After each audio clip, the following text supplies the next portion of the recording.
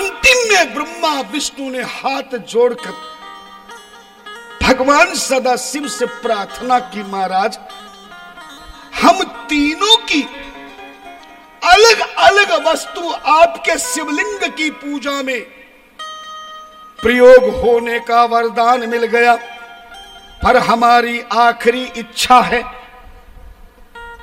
हम कोई ऐसी वस्तु प्रकट करें जिसमें हम तीनों देवताओं की शक्ति एक साथ हो और भांग धतूरा आग समी दुर्वा घास लाल चंदन भी ना मिले तो विष्णु के जल को चढ़ा करके केवल तीनों की शक्ति का वस्तु चढ़ा करके ही आपकी पूजा का पूर्ण रूपेण फल प्राप्त हो सके, ऐसी हमारी प्रार्थना। ऐसी प्रार्थना किसने करी? जोर से बोलो। ब्रह्मा विष्णु ने करी। तभी भगवान शिव ने कहा जाओ हम तीनों अपनी अपनी शक्ति को प्रकट करके इस नारायण के जल में एक साथ मिश्रित करते हैं, मिलाते हैं। जो भी वस्तु प्रकट होगी वो मुझे सबसे ज्यादा परम प्रिय होगी। महाराज भगवान विष्णु ब्रह्मा के कहने पर सदा शिव ने, ब्रह्मा ने, विष्णु ने, तीनों ने अपनी शक्ति को प्रकट किया और त्रिदेवों की शक्ति एक साथ जैसे ही मिली तो एक विशाल वृक्ष प्रकट हो गया और उस विशाल वृक्ष के प्रत्येक डंठल पर केवल 3-3 पत्ते थे। सदाशिव ने उस वृक्ष को वरदान दे दिया, त्रिदलम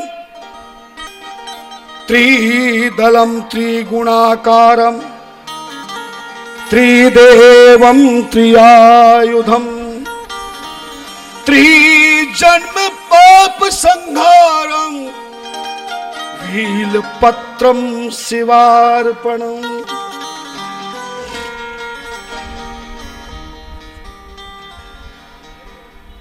वरदान मिल गया। भगवान शिव को प्रसन्न करने के लिए संसार की कोई सामग्री की आवश्यकता नहीं। सदाशिव ने कहा ब्रह्मा विष्णु ये वृक्ष का पत्ता मुझे परम प्रिय होगा और इस वृक्ष का नाम विल्व होगा। धर्म भाषा में विल्व शब्द का अर्थ होता है सबसे परम सुखकारी, सारे कष्टों को मिटाने वाला, दुखों को भगाने वाला, सोए भाग को जगाने वाला, गिरे हुए को उठाने वाला, ऐसा ये विल्व वृक्ष होगा। वरदान दिया त्रिदलम, प्रत्येक डंठल पर 3 ही पत्ते होंगे।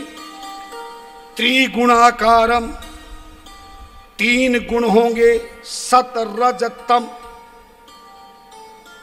त्रिदलम त्रिगुणाकारम त्रिदेवम, और इन तीनों पत्तों में हम तीनों देवता विद्यमान रहेंगे। त्रिदलम त्रिगुणाकारम त्रिदेवम त्रियायुधम त्रिजन्म पाप संहारम वीलपत्रम शिवार्पणम। जो एक लोटा जल का चढ़ाकर, चंदन लगाकर, भांग के पत्ते, धतूरे का फल, मंदार आकड़े का फूल, समी के डंठल समेत पत्ते, दुर्वांकुर चढ़ाकर जो इस बील पत्र को शिवलिंग पर चढ़ा देगा, या कोई भी वस्तु ना प्राप्त हो सके तो मात्र एक लोटा जल का चढ़ाकर केवल बेल पत्र एक चढ़ा देगा तो त्रिजन्म पाप संहारम। उसके 3 जन्मों के पापों से मुक्ति मिल जाएगी, जीवन को शक्ति मिल जाएगी, गृहस्थ को चलाने की युक्ति मिल जाएगी और भोलेनाथ की परम भक्ति मिल जाएगी।